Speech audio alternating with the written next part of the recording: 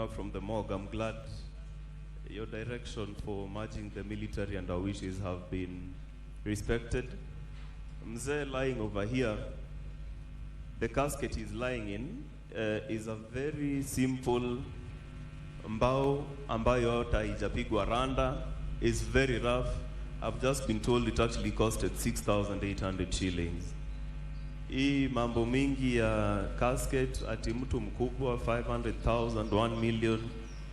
His essence and spirit is no longer with us. This is a body which he served the country with, and now it is finished. Yeah, in addition to that, let me just briefly address the rumors I've been seeing on social media asking, is this guy, was he Muslim? The rights he wants to be buried with, what's happening? Your Excellency, as you know, Jesus himself, how he was buried. He was wrapped in a sheet and put in a tomb. Right now, Mzee is wearing the uniform he donned for #1 functions, but tomorrow we'll be wrapping him in the sheets. We'll extract him from the casket and lay him in the ground so that he can return to us dust as quickly as possible, just the way he wanted it, and just following the man he admired the most, Jesus Christ. Your Excellency, my father always alikuwa na mambo matatu kama wewe, not the same, but all his speeches were divided into 3. Today I'll divide it into 4 because he was a Foster General. Firstly, you heard from Bishop Lele about his love for God. Somewhere in that helicopter wreck is his Bible, which was his most precious possession. Anyone who worked with him in DHQ, MAB, lab, wherever, can attest that he always had a Bible with him. And I am hoping they're able to retrieve it from the accident. I'd want to keep it as a memento, and for the rest of the family as well. His Bible meant a lot to him, and between me and him, the rest of the family, my mom and my wife, were a bit slow, but we'd always engage in a competition for reading the Bible and discuss the mortality and all these things of life. He understood that his position was temporary and it would always end. Leading up to his death, he almost knew that his time was up, despite having very many plans for the military and for his family. But he spoke in a certain tone that would suggest that, my son, I won't always be here, and you will need to take care of my wife and my other children, which I am more than ready to do, and it will not be a problem. And Matthew 5:3, Beatitudes of Jesus, it says that blessed are the poor in spirit, for theirs is the kingdom of heaven. He was the poorest man in spirit. Hizi chase cars mingi, ofisi kubwa, watu kumuita CDF, general, sir. To him it was all vanity. It was a necessary thing for him to be able to fulfill his job, nothing more. As he lays here with his uniform, I see they put his medals, his sword and boots. He loved it as a tool for the job, but nothing more. Don't be under any illusion that he thinks is important once he breathed his last. That was point #1, his love for God. His point #2 and point #3 is a very blurry line. It is about his soldiers and his family. I can guarantee you right now, ule private mwenye amekaa pale juu kwa kona and me, he viewed us almost the same. You may not have had the same privileges I might have had being his son, but in his heart of hearts, the lowest person, the cleaner, to his vice, he treated all of them with respect, and he respected every single human life. His worst days was when he had, or rather different days he hears his soldiers have been hit. He was actually mourning like he was mourning a child, and he'd go down to his knees and ask, God, what is happening here? hard for me strength. Nahitaji kulima hii Al-Shabaab kabisa. Nahitaji kulima hii bandits kabisa. Which is what he was doing in the line of duty when he went down. And I want to tell even the bandits or Al-Shabaab who are celebrating, mtu mwenye alikuwa na lima kila wakati, muongeze click. Watu ya SF, mukipewa mission ya kwenda kulima adui, maliza kabisa. Na ukifanya skirmishing, confirm. Ongeze 3 za kichwa.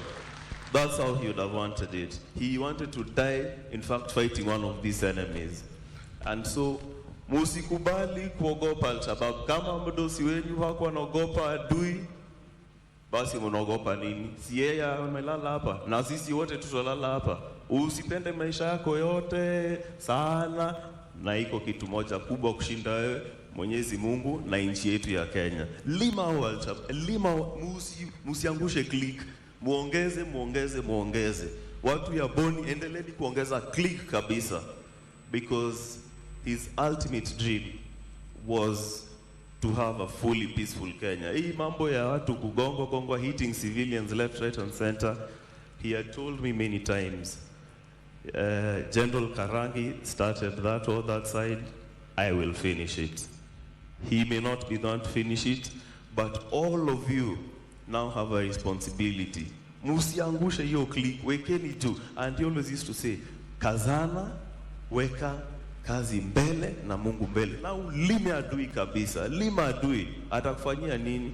Utakuja hapa, we'll celebrate you, but Kenyans will remain safe. Those tears of the women in Baringo and their children and the people who are displaced, they won't go in vain. Hata sasa wenye wako deployed huko, wenye walichukua mili zao kwa ndege, don't despair, kazi inaendelea. He's gone, amri bado iko. Since ametoa amri, hiyo mali lazima ifagiliwe kabisa. Na hivyo ndio itakuwa. That was point number 2 and 3. I'll talk about his family briefly.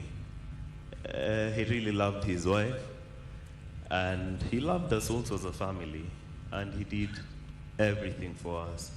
Anything he was ready to sacrifice for us. He believed in us completely. And his wife, I know, he kept on telling me, unajua nikienda sasa wewe ndo utachunga mama. And mom, I will take that job seriously na nitakuchunga to the best of my ability. Lastly, if you knew General, he loved reading. He loved playing golf. I know his golf buddies really miss him. And he said in an interview when Excellency appointed him, was the last time he played. And just when we were talking on Saturday, I told him, sasa ukiretire, itakuwa aje? And he told me, I look forward to going back to golf. But his primary consideration always was this great nation of Kenya.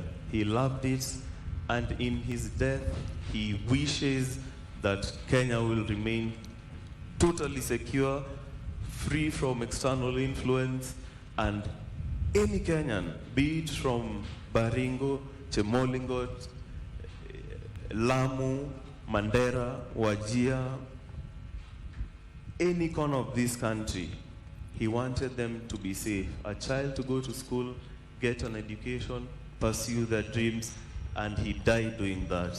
And there is no greater death for him. He loved, besides his golf reading, I believe, we as a family genuinely believe General had more than 24 hours in a day. Because in a day, Tuesdays and Fridays, in fact, we are normally here. This Tuesday, we were here doing the Defense Forces physical readiness test. He said, if I'm the general, I have to show that this test is possible. And ironically, he did, I think, the most press-ups of everyone here. Not the most press-ups, but the most push-ups. We did push-ups. He did 80 of them at his age, over 60. He did press-ups, I think about 50, and he ran 3.2 kilometers in about 19 minutes, which is absolutely phenomenal for his age. So pia nyinyi muko huko juu, watu ya vitambi, fuateni mwenende ya general. So unaona metosha kwa sanduku vizuri, hawaja finya toshe vizuri. And so, lastly, as I finish,